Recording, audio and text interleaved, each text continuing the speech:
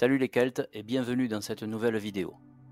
Aujourd'hui, nous explorons la figure fascinante de Lugus, dieu central des Celtes, connu pour ses multiples talents et son rôle dans l'ordre du monde. La naissance de Lugus est un événement cosmogonique marquant l'équilibre entre des forces opposées. Dans les récits irlandais, Lugus apparaît sous la forme de Lugh, issu de deux peuples divins. Les Tuatha Dé Danann, des dieux bienveillants associés à l'ordre, et les Fomor, des êtres chaotiques et souvent hostiles. Cette dualité fait de Lugus un médiateur, un pont entre des mondes opposés. Ses parents incarnent cette union. Son père, Sian, est un membre des Tuatha Dé Danann, connu pour sa ruse et sa capacité à se transformer. Sa mère, Eithnew, parfois aussi appelée Eithlinne, est une Fomor, fille du redoutable roi Balor. Ce dernier, le grand-père de Lugus, est une figure terrifiante avec un œil capable de tout détruire. Une prophétie annonçait que Balor serait tué par son petit-fils, alors il enferma Eithnew dans une tour de l'île de Tori pour empêcher toute union. Mais Sian, aidé par des alliés, parvint à la rejoindre et Lugh naquit de cette rencontre. Cette naissance est décrite comme miraculeuse.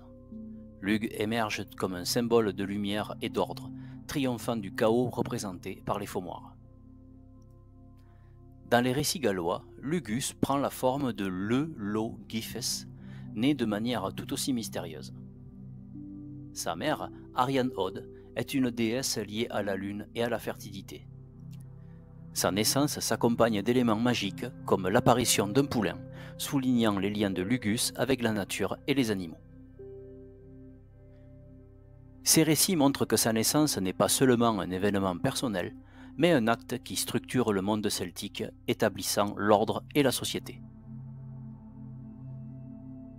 En Gaule continentale, Lugus est attesté à travers des preuves épigraphiques et archéologiques, souvent syncrétisées avec le dieu romain Mercure, formant un Mercurius Lugus ou Mercurius Lugues. Il est décrit comme un dieu aux multiples fonctions.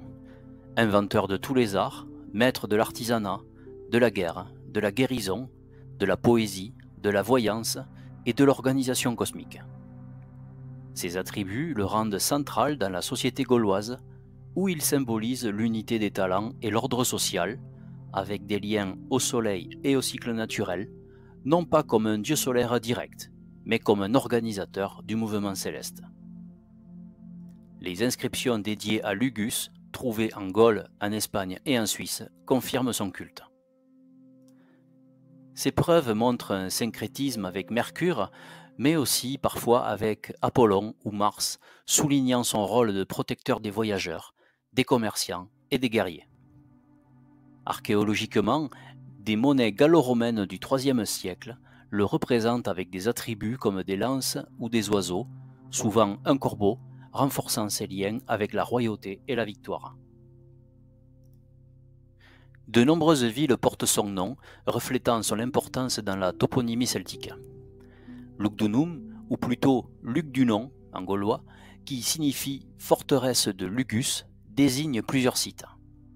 Le plus célèbre est Lyon, en France, ancien Lugdunum, souvent cité par Strabon comme centre politique, religieux et commercial de la Gaule, un rôle qui reflète les attributs de Mercure. L'association avec Mercure est renforcée par l'existence de nombreux sanctuaires qui lui sont consacrés, situés en des points stratégiques, comme le Donon, un sommet sacré des Vosges s'élevant à 1009 mètres. Un sanctuaire antique dédié à Mercure, divinité des voyageurs et du commerce, y a été érigé. Des inscriptions votives et des fragments de sculptures découverts sur place attestent de cette dévotion. Son importance spirituelle s'est maintenue même après l'avènement du christianisme.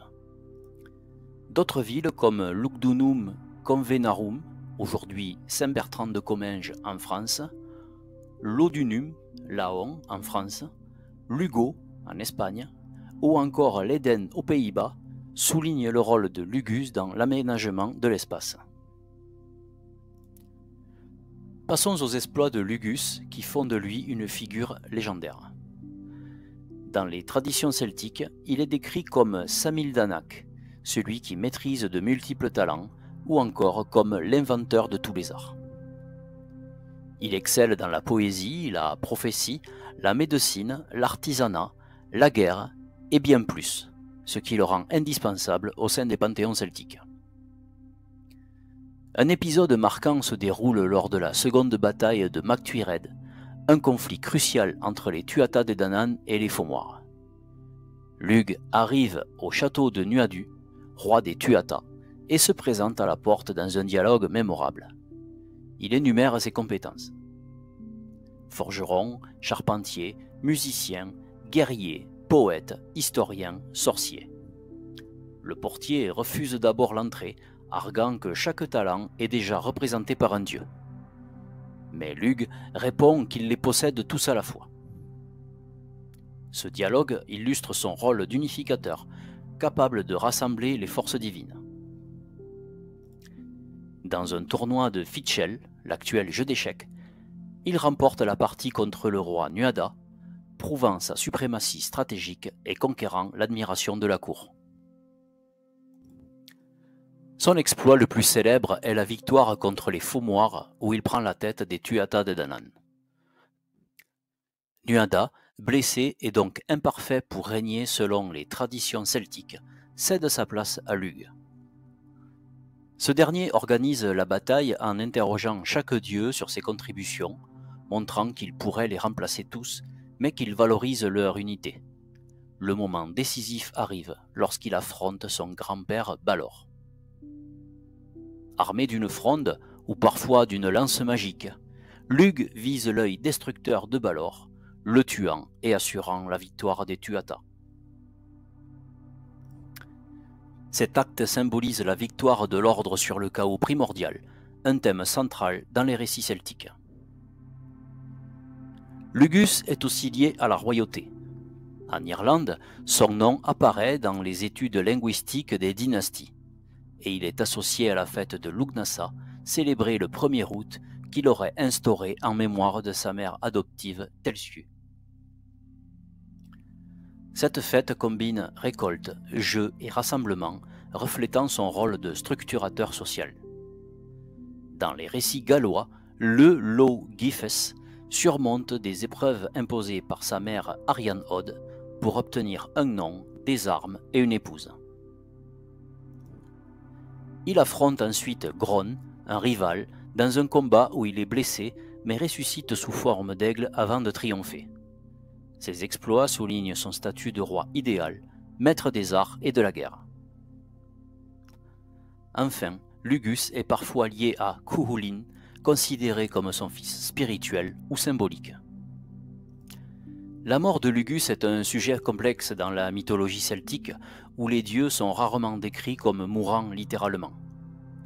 Dans les récits irlandais, Lugh ne connaît pas une mort définitive, mais plutôt un retrait ou une disparition symbolique après ses exploits, comme après la bataille de Mac Tuired, où il cède la place à d'autres figures.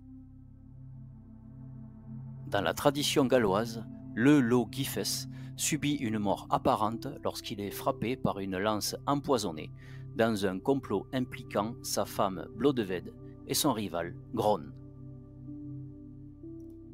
Transformé en aigle, il survit et ressuscite grâce à l'intervention de son oncle Gwydion avant de se venger.